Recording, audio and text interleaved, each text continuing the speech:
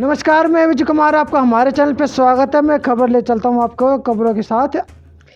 सौरभ भारद्वाज जो दिल्ली के मंत्री हैं, उन्होंने एक प्रेस कॉन्फ्रेंस की और उस प्रेस कॉन्फ्रेंस के जरिए उसने बताने की कोशिश करी कि किस तरह से दिल्ली के अंदर फिरौती का काम शुरू हो गया। जैसे फिल्मों में पहले दिखाते थे कि जब डॉन का फ़ोन आता था किसी दुकानदार के पास, किसी भी डॉन का जो फ़ोन आता है कि हमें 5 करोड़ दो या 7 करोड़ दो, तो जो उस डॉन को पैसे दे देता था उसको तो कुछ होता नहीं था, लेकिन जो पैसे देने से मना करता था या तो उसकी दुकान के सामने गोलियां चलती थी, या उसको उठा लिया जाता था, या उसको मार दिया जाता था। तो उस तरह की घटना जो दिल्ली के अंदर सामने आने लगी है अब वर्तमान में। तो सौरभ भारद्वाज ने उन घटनाओं को उठाते हुए दिल्ली के एलजी साहब पर आरोप लगा कि कानून व्यवस्था उसके हाथ में है और फिरौती का धंधा दिल्ली के अंदर कब से शुरू होने लगा, जबकि दिल्ली के अंदर पूरे देश भर के सांसद रहते हैं। पूरी दुनिया के जितने भी देश हैं सबका जो है यहाँ पे ऑफिस भी है, जिसको ऑफिस जिसमें जैसे वीज़ा वगैरह लेना पड़ता है दूसरे देश में जाने के लिए, वे ऑफिस है। पूरी दुनिया से जो भी डेलीगेट्स आते हैं दिल्ली के अंदर आते हैं। और दिल्ली की पुलिस होम मिनिस्ट्री के हाथ में नहीं, सेंट्रल गवर्नमेंट के हाथ में, लेकिन उसके बाद एलजी के हाथ में भी दिल्ली पुलिस आती है। उसके बाद जो है दिल्ली की जो सबसे सुरक्षित जगह होते हुए भी फिरौती का धंधा पनपने लगा। जो महाराष्ट्र में, जो बॉम्बे में जो माना जाता था, वो दिल्ली के अंदर भी होने लगा। तो सौरभ भारद्वाज क्या कह रहे हैं इसके ऊपर, तो इनकी बात को सुनिए और उसके बाद अपना कमेंट दीजिए। साथ में वीडियो को शेयर जरूर कीजिए, लोगों तक जरूर पहुंचाए। अंग्रेजी उर्दू के अखबार दहशत से भरे हुए हैं। इतने वर्षों में दिल्ली में ऐसी दहशत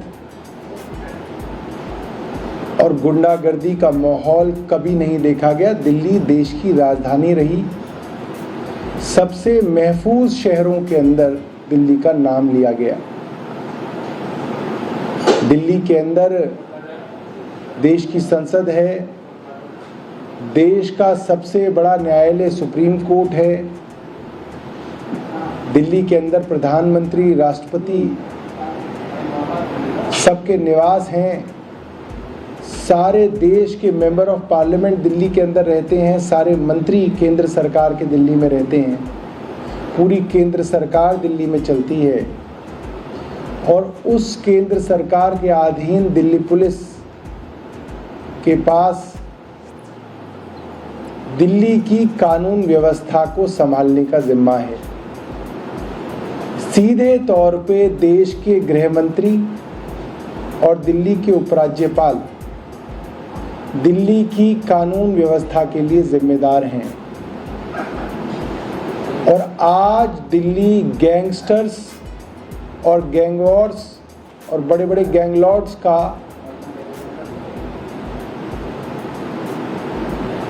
के नाम से जाना जा रहा है।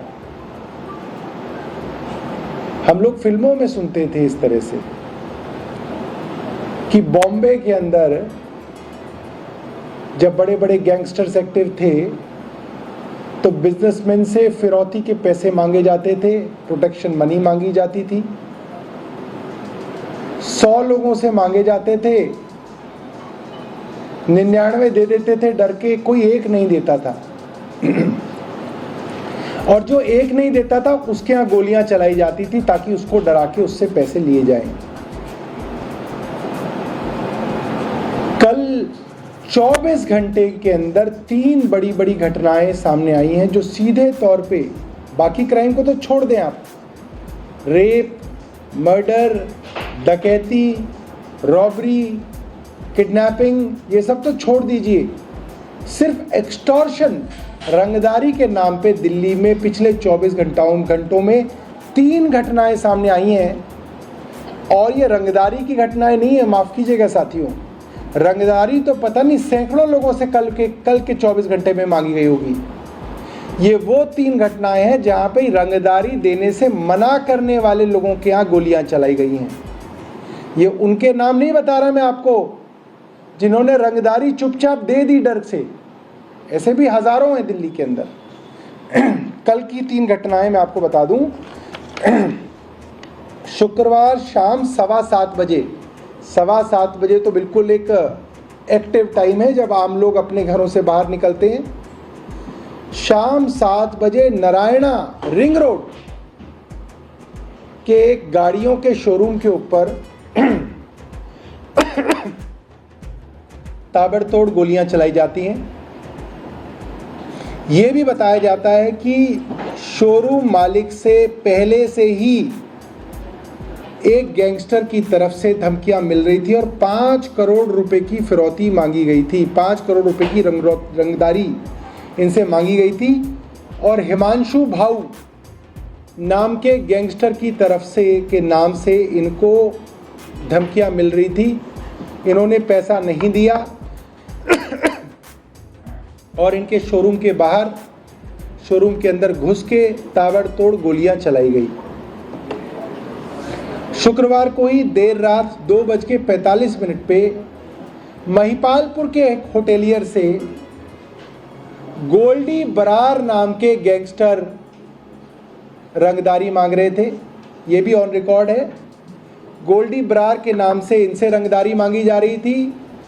महिपालपुर के होटेलियर, इन्होंने रंगदारी नहीं दी तो इनके यहाँ सुबह यानी कि देर रात कह सकते हैं आप, देर रात 2:45 बजे अपराधियों ने घुस के गोलियां चलाई और गोलियां चला के निकल गए। तीसरी घटना कल सुबह 9:30 बजे की है, 9:32। नांगलोई के अंदर एक मशहूर हलवाई की दुकान है, रोशन हलवाई। उनके यहाँ भी इसी तरीके से नकाबपोश बदमाश आए और उन्होंने गोलीबारी की और गोलियां चलाने के बाद दीपक बॉक्सर गैंगस्टर के नाम की और 2 और गैंगस्टरों के नाम की पर्चियां छोड़ के चले गए। तो ये खुल्लम खुल्ला गैंगस्टरों के हाथ में आज दिल्ली पहुंच गई है। उसके अलावा कल ही गुलाबी बाग के अंदर 4 किलो 400 ग्राम सोना लूट लिया गया, जो करीब 3.25 करोड़ रुपए का बताया जा रहा है। 4 किलो 400 ग्राम सोने की लूट की गई। ये भी दिन दहाड़े हुई है। उससे पहले मैं आपको बता दूं, कूचा महाजनी के अंदर करीब 7 किलो सोने की लूट हुई थी, जो कि करीब 5.5 करोड़ रुपए का बताया जा रहा था। 7.5 किलो सोने की लूट। ये मैं आपके पिछले चंद दिनों की बात कर रहा हूं। 1 हफ्ता पुरानी बात में अगर आपको बताऊं, ग्रेटर कैलाश पार्ट 1 की एम ब्लॉक मार्केट, जो कि पूरी दुनिया में जानी जाती है, उस एम ब्लॉक मार्केट के निकट एक जिम के मालिक को गोली मार के हत्या कर दी गई। ये भी खुल्लम खुल्ला हुआ है। दिल्ली के अंदर इस तरीके की बदतर कानून व्यवस्था कभी भी नहीं थी। आज अगर आप किसी भी बिजनेसमैन की पार्टी में चले जाएं जहां पे कुछ व्यापारी लोग हों, 100 लोगों से बात कीजिए, 80 लोगों ने दिल्ली में रंगदारी दी है। ये मैं आपको तथ्यों के आधार पे बता रहा हूं। आप किसी भी व्यापारियों की मीटिंग में चले जाइए, 100 लोग होंगे तो 80 लोग दिल्ली में आज रंगदारी दे रहे हैं। दिल्ली की ये हालत हो गई है। लोग गैंगस्टर का नाम लेने से डर रहे हैं। आप उनसे पूछिए कौन सा गैंग था, वो नाम ही नहीं ले पाएगा, वो इतना डरा हुआ है। ये जो नाम मैंने आपको बताए, गोल्डी बरार, दीपक बॉक्सर, इन लोगों के नाम लेने से लोग कांप रहे हैं। इनके नाम से लोगों को कॉल आ रही है, इंटरनेशनल कॉल। कभी पाकिस्तान का नंबर बताया जाता है, कभी दुबई का नंबर बताया जाता है, कभी यूएस का नंबर बताया जाता है। इंटरनेशनल कॉल आती है, कॉल पे धमकी दी जाती है और बताया जाता है इतना पैसा दे दो वरना मार देंगे। और व्यापारी चुपचाप ये पैसा इन गैंगस्टरों के हवाले कर रहे हैं। ये हालत दिल्ली के अंदर है। इतना डर आज दिल्ली के अंदर बैठा हुआ है। और जो लोग रंगदारी नहीं दे रहे हैं उनके ऊपर गोलियां चलाई जा रही हैं, डराया जा रहा है, और तब भी नहीं मान रहे तो हत्याएं की जा रही हैं। एलजी साहब दिल्ली की चुनी हुई सरकार के विषय में रोज टिप्पणी करते हैं, ये ऐसे नहीं हुआ, ये ऐसे नहीं हुआ, इसको ऐसे करना चाहिए। दिल्ली की चुनी हुई सरकार के जहां काम होंगे, जैसे कि मैं आपको बताऊं,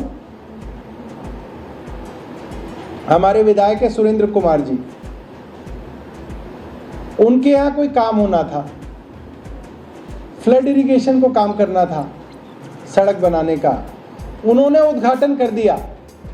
अगले दिन एलजी साहब पहुंच गए सारे अफसरों के साथ, अखबार में फोटो छपवाने के लिए कि यहां काम नहीं हो रहा, मैं काम कराऊंगा। जो काम फ्लड इरिगेशन का है, पीडब्ल्यूडी का है, उसके अंदर एलजी साहब दखल दे रहे हैं कि वो मैं कराऊंगा, जबकि वो काम उनका नहीं है। और जो काम एलजी का है, लॉ एंड ऑर्डर देखना, पुलिस व्यवस्था देखना, उसकी हालत आज दिल्ली की सबसे बदतर हो गई है, उसके अंदर एलजी साहब को कोई इंटरेस्ट नहीं है। 209 थाने हैं दिल्ली के अंदर, जाना चाहिए एलजी साहब को रोज एक थाने पे, क्यों नहीं जा रहे हैं? पीडब्ल्यूडी का काम होगा, वहां एलजी साहब दिल्ली सरकार के अफसरों को लेके जाते हैं।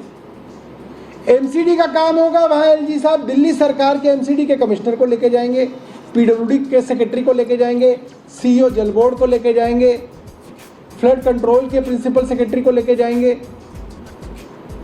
वहां टिप्पणियां करेंगे, फोटो खिंचवाएंगे, कहेंगे मैंने आदेश दिया तो ये काम हो गया, जबकि काम दिल्ली सरकार के हो रहे हैं। जहां एलजी साहब का खुद का काम है पुलिस का, वहां पे एलजी साहब आज तक एक थाने में नहीं गए। कहीं एक थाने में निरीक्षण करने गए हो? आप मीडिया वाले साथी मुझे बताएं, दिल्ली के अंदर 209 थाने हैं, कितने थानों में एलजी साहब निरीक्षण करने गए हैं? उन्हें जाना चाहिए। नारायणा के अंदर शोरूम के ऊपर गोलियां चली, एलजी साहब कब जाएंगे? मैं जानना चाहता हूं उनसे। नांगलोई के अंदर गोलियां चली, एलजी साहब कब जाएंगे? यहां गुलाबी बाग के अंदर जिस व्यापारी की 4.25 करोड़ रुपए की लूट हो गई, उसके एलजी साहब कब जाएंगे? महिपालपुर के अंदर गोल्डी बरार 5 करोड़ रुपए मांग रहा है, 2:45 बजे उसके यहां फायरिंग हो रही है, वहां कब जाएंगे एलजी साहब? एलजी साहब को जाना चाहिए इन जगहों पे, अपने साथ पुलिस कमिश्नर को लेके जाएं, होम मिनिस्टर साहब को बुलाएं, अमित शाह जी को, उनको लेके जाएं, अपने काम की इंस्पेक्शन करें। आज दिल्ली के अंदर जिस तरीके का दहशत का माहौल है, मैं पूरी जिम्मेदारी से कह सकता हूं ऐसा दहशत का माहौल दिल्ली में कभी भी नहीं था।